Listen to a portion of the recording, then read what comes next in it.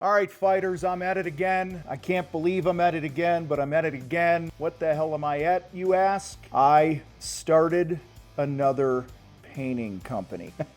For those who don't know, I sold my painting company over 12 years ago, almost 13 years ago, outside of Chicago. And I've been out of the game for 12, 13 years. And I decided about 2 months ago to start up a painting company here in Colorado Springs. It's called Simplify Painting. You can go to simplifypainting.com, you can check it out. And I want to give a hat tip to Contractor Growth Network, CGN, as we call them. Logan Schinholzer and his team did a fantastic job building our website. The whole goal was to be on brand, and that's keep it simple, and that's what we did. I'm going to give you guys a little bit of a training today, if you want to call it that, on why I decided to do this, what some of my goals are, what I'm doing, and how we're winning so far in our first couple months of business. And I'm excited. By the time you see this, another couple months or so are going to pass, and so these numbers I share with you are going to have grown, but you'll get the point here of what we've done in our first couple months. So the first thing I want to talk about is why in the world did I do this? Number one, I always knew I would open up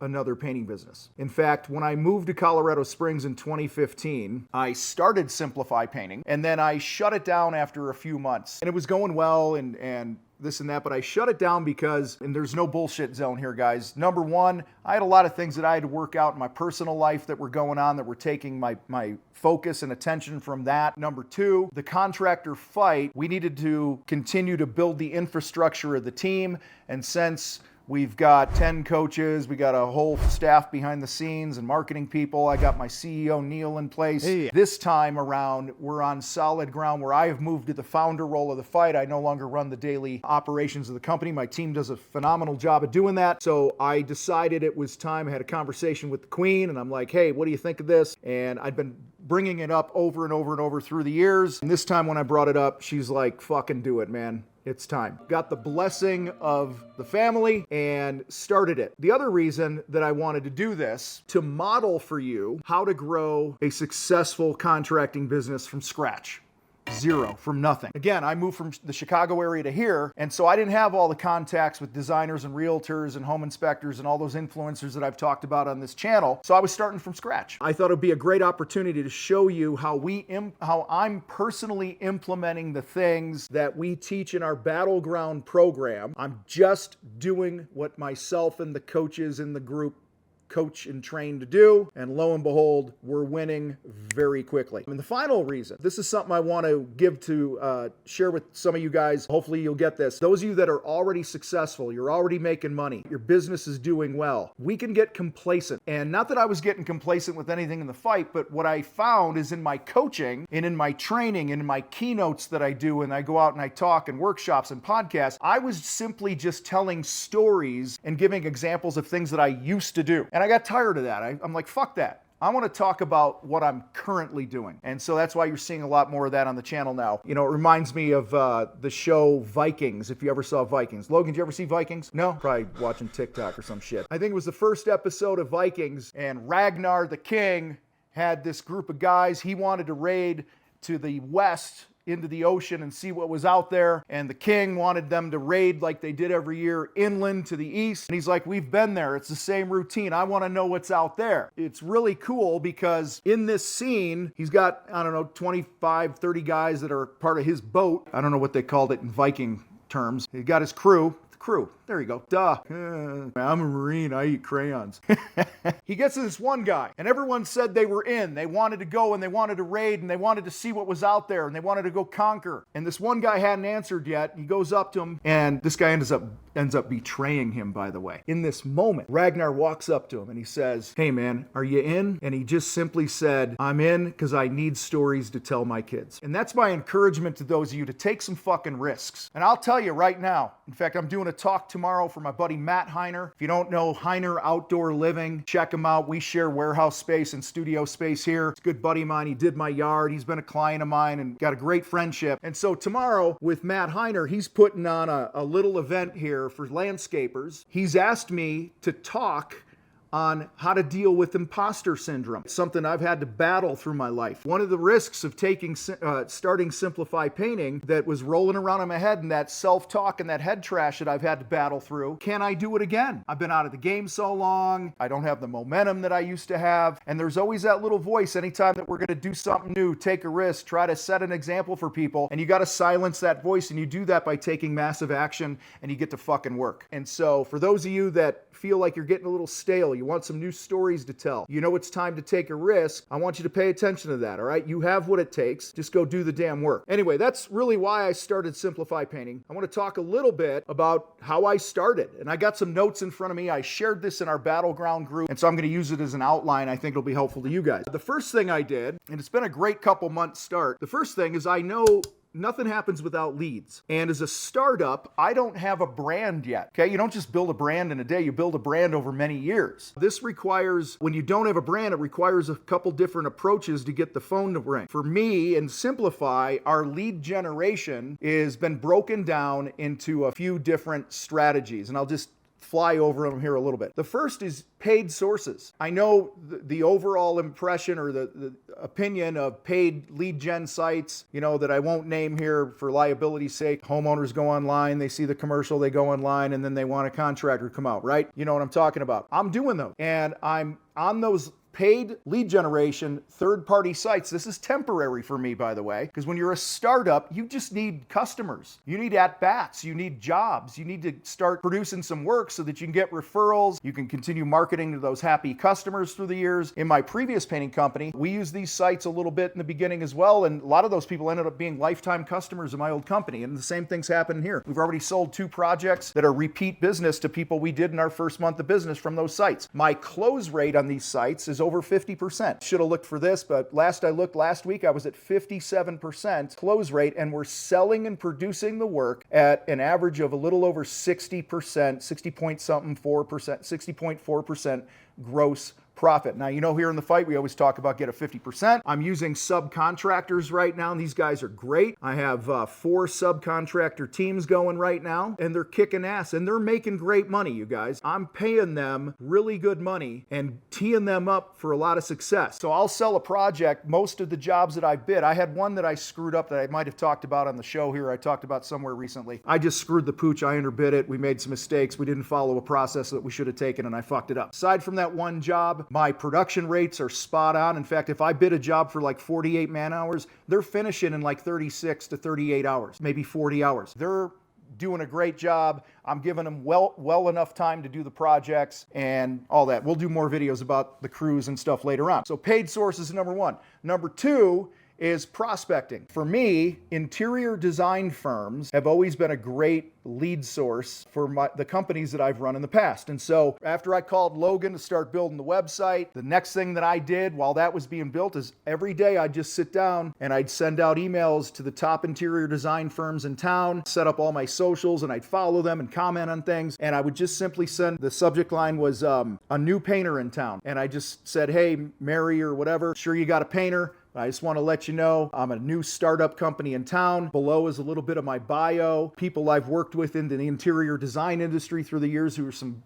big players, this and that. You design beautiful things. We paint beautiful things. Let me know if it makes sense to have a conversation. So out of all those that I sent, I picked up 1 new designer. We are literally doing their project right now. It's about a $10,000 project, an interior that we're doing, and we're knocking it out of the park. And so guys, you have to be prospecting. You have to be on the hunt. Third, obviously, is social media. I'm not going to talk a lot of that because I talk a lot about that in general, but I'm active on social. I'm big into content. In the first 2 months, I've personally written and posted 13 blog posts because that helps you get found. Right now, my website is still like on, the 2nd or 3rd page of Google when somebody searches something. So I'm planting those seeds to create my own SEO based on what people are searching. And if you need a resource for that, grab Marcus Sheridan's book, They Ask You Answer, and that's all I'm doing with my blog posts, all right? I'm also experimenting, we haven't started this yet, door-to-door canvassing. So I'm working through the processes right now and the compensation plan and my recruiting plan, and I am going to be super aggressive when it comes to literally knocking on doors with a script, a smile on their face, and basically going, hey, here we are, Simplify Painting. painting, and I'll keep you guys updated on how we're doing that. Welcome to Traditional College Business School, and I'm excited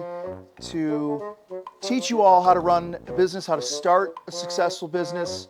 Although I've never personally done it myself, I'm here to teach the class, and hopefully will help you get your... What the hell are you talking about? Just shut up. All right, let's get this out of the way. Traditional school is often a joke. In fact, I know for me it was an absolute joke. I hated every minute of sitting in a classroom trying to be taught things by somebody who'd never done it. I've run businesses. I know what it's like to wake up at 4 a.m. worrying about payroll and closing deals while I'm still trying to work in the field. That's why I created Contractor Business School for people like you and me. People that are tired of the BS and just want real answers that work in the real world. No textbooks, no BS, just real world strategies for numbers, sales, marketing, and leadership. Welcome to the Contractor Business School. And then finally, we're doing direct mail right now. Now, you're probably asking, like, how can you afford to do all this shit? Plus, I got my truck wrapped. I bought a new truck and got it wrapped. And I don't think I said this before. I am doing this as a side hustle. This is not my full-time job. The fight is my full-time job. So I'm spending about 16 to 20 hours a week on Simplify Painting, and I'm not taking any money for me personally because I don't need to eat from it. So every dollar of profit, less what I'm putting into building my own line of credit, which I'll get to in a second, is going to marketing. It is a self-funded company. And guys, this is the whole point of a side hustle, right? If you're starting a side hustle, that generally means you don't need to eat and pay all your bills from it. Now, you might need some of the money to help make ends meet at home, and I get that, depending on your situation. But in general, you have a day job, and then you got your side hustle. And so your side hustle, you have the luxury spending more on marketing to build your brand, to do things the right way, to get your shirts made and whatever. You should have the money because you don't need every job to eat. You can stick to your guns when it comes to profit margin and only get the best jobs for you. Sales so far. And by the way, we've generated about 118 leads.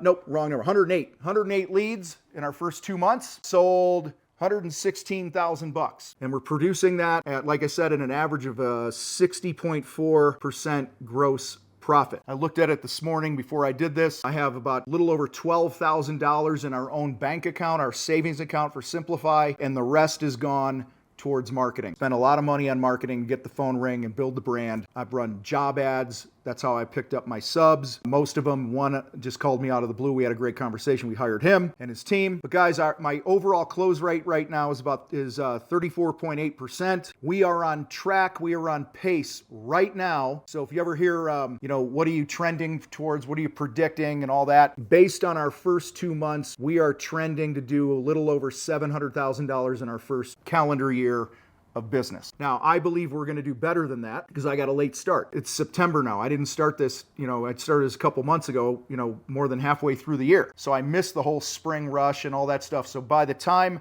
all these other marketing things come into play, the canvassing we're doing, the SEO, the Google ads, that, by the way, I forgot to mention that, we just started, and Facebook ads, all these things combined, I promise you our phone's going to be ringing off the hook. So based on my capacity right now, I have the capacity with my sub teams who are kick-ass, great people, great crews, great work. We have capacity right now to do $2 million. So that's about $165,000, $170,000 a month is our capacity. And right now we're selling, $55,000, $58,000 a month on average first couple months. Earlier I said it's a side hustle. And when it's a side hustle, and this should be an all the time thing, but I don't have to take every job. And if there's a job or a project or a client I think that's going to complicate my life, I pass it up. I turned down a $14,000 job for the first week of October here in 2024 because I'm going to be out of town speaking at my coach's event. His name's Ben Newman, and he has his business boot camp. I'm one of the keynote speakers there. Tim Tebow is going to be there, and Tim Grover, and all this other stuff. It's going to be a really cool thing to share the stage and get to hang with these guys. You can check that out at bennewman.net if you want to see it. The event will already be over by the time this comes out, I believe. So I was going to be out of town, and there was this $14,000 project at a church here in town, really high work, way up, ceilings and these beams, and we needed a lift and this and that. And I just didn't want to have that weighing on me when I was out of town. I trust my guys, the safety issues and stuff like that. I think we don't talk about that enough. I know I don't. I'm sorry. So I need to own that. if we're going to do something where there's lifts and a lot of height involved and things that could be dangerous, we got to make sure, number one, we're doing everything we can do to protect our people, and number two, that we're charging enough for the risk that we're taking. And I know a lot of you guys are used to doing this all the time, and it might not seem like a big deal to you, but it's been a minute since I've done it, and I'm like, this is the last type of project that I want hanging on my shoulders here while I'm out of town, wondering when my phone's gonna buzz with a problem. So I turned it down. I just said, because that was the only week they could do it because the church is shutting down and we were going to get the job, and then I just said no. So I want to talk here quickly. Do I do anything quickly? I don't know. I'm sorry. My wife would argue that. Like I said earlier, everything that we're doing right now, we're doing well. Like, we have our problems just like any business does. Like I said, I skipped a test or a step in our process of confirming a stain color, refinishing a fiberglass door. I skipped a process. The homeowner was like, he approved the color, but then he didn't approve when we put the sample on because he wasn't there and we should have waited. And I had to go somewhere. I had a meeting and all this other shit. And it was just a mess. It was just one of those things where I fucked it up. That job, it was like a $2,200 front entry refinish, and I lost money on it because I didn't follow my process. And listen, that's just a learning thing, right? You take your lumps, and that's also why you need to make enough money so that when you do have an issue, like if you're a restaurant, right? Every now and then you spit out a shitty cheeseburger. Every now and then you just have a bad day at the office or a bad week or a bad project. You learn from it. You retool some things, you train your guys, you slap yourself around for not following the process that you fucking created, and you learn from it and move on. I lost money on that. So my point here is I don't want to paint this picture like everything's perfect, because it's not. In fact, this morning, I'll give you another example. I was on a job site, sold a project yesterday. They had the old paint cans in the basement with the labels on them, and I took the pictures because they wanted to stay the same colors, and it said wall paint and it said trim paint and this and that. I went out, bought 2 5s of this wall paint, and my guys picked it up. I get a call a couple hours later from my man JC, who's running the job. He's like, hey, this ain't the wall paint, man. It doesn't match. And I'm like, what do you mean it doesn't match? And he's like, it's not the color. I said, I opened the lid, I put some on my finger, I put it on the wall with the woman. We both were like, that matches. She approved what was in the can. Here's the problem. It was the wrong lid with the wrong sticker with the wrong color on it. Again, every now and then, shit like that happens, and you deal with it, you learn from it, and you get better from it. I want to wrap up with a few closing thoughts and insights here. Number one, quick and consistent communication has been our differentiator so far. Most contractors drop the ball in this. Unless I'm recording this video right now or I'm in a meeting with somebody, if the Simplify phone rings, I'm answering on the first ring 9.9 out of 10 times. If I'm not, it's because it's after hours and I'm on a date with the queen, or I'm doing something, or I'm working out, or whatever it is. And if I don't answer on that first ring, I'm calling people back, usually within 60 minutes. And I'm apologizing. I'm so sorry it took so long to get back to you. And people are like, oh my God, this is amazing. So just that fast speed to lead, you guys, is such a differentiator. Then the clear communication, and we use an estimating tool, sales tool. A lot of painters use it. It's called Drip Jobs. Hats off to Tanner and his team over there. They automate a lot of the follow-up and the communications and reminders for meetings and all that stuff with people. And it's been great because I don't have to remember it all. Second thing, there's so much bullshit negativity in the air around the election, around inflation. Everyone's saying we're in a recession, can't find work, and customers are cheap, and this and that. Guys, I'm building a brand new, no brand painting company from scratch that's done almost 125 grand or whatever it is, 120 grand in our first 2 months during this time. And my point here with you is there is a ton of work out there. There are a ton of people, wherever you are too, I promise, that want work done. And they want a great experience and they're willing to pay for it. So don't bullshit yourself. Don't buy into all the crap on the news and this and that. And I don't care what's going on in any economy. People with money will always spend the money. And that's something I should have talked about earlier in my marketing, especially our direct mail campaigns that we have going out right now. I'm only targeting people that are like me. Okay, that have money. They could write a check for 10 grand and have their house painted and they don't fucking miss it. And they don't have to get 35 bids because it's their, last few $1,000s and, oh, we got to do this on the cheap. Of course, I get people like that call in, but we filter them out through what we teach in Battleground through our Shin Fu program, so I'm not wasting a lot of time with them. People will always spend money. So my direct mail is targeted to people that make over $500,000 a year. And I pound the shit out of them like a sniper rifle. I'm not doing EDDM and all that blanket stuff on postal carrier routes. I'm going, hey, we're painting this job here for the Smiths, the 50 houses around. I filter it to people that are, making X amount of dollars household income. And that's worked pretty good so far. Next, we have some quality control to do in production. My standard is not the norm, and I refuse to compromise. And overall, the teams are doing great. We've had, other than the door thing that was my issue, we've had no major issues, but we're really chasing that last 5 to 10% on every job, right? You guys know what I'm talking about. And I think sometimes it's fatigue, job site fatigue, project fatigue, depending on how long you've been on a job, but just some of the little details, like are the screws turned the way they need to be turned, when we're putting the switch plates back on. One of the guys put a fucking air return vent on upside down, and we had to go back out and fucking put it back on. Those little stupid things that every company deals with, you guys, that's where the edge is. And so we got some work to do there. The last couple weeks have actually been a little slow with leads and sales. Now, we have our Mile High Profit Summit in less than a week going on, and it's funny, I've tried to intentionally put the brakes on right now, and it's been dead for a couple weeks, and now my phone's blowing up like crazy, and now I can't keep up. And you guys know how that goes, right? You're like, you plan a vacation, and now all of a sudden you got like 75 people that want you to come, talk about a project. I wasn't surprised that it was slow because generally this is consistent with past experience and wisdom I've gained being in this industry. When people go back to school and all that, there's a lot of things going on. And so it usually takes a dip during this time when it's back to school, and then it spikes back up middle of September or so, which it's a little early now, but that's what it's doing. Like I said, almost every dollar of gross profit, with the exception of what I'm putting in to build our own line of credit, is going to marketing. About 12 grand in there now. Over the last 2 months, I'm putting about 6 grand a month in this thing. Somebody asked, what's a line of credit mean? What do you mean your own line of credit? I basically do not want to be anyone's little bitch when it comes to money in this company. Remember, I'm not taking anything I earn or anything I have outside of Simplify Painting. It is a 100% self-funded business. And so in order to never be anyone's little bitch and get behind on things and have all these debt problems, or let's just say the door didn't work out and I needed to replace the front entry for a guy, I was prepared to do it.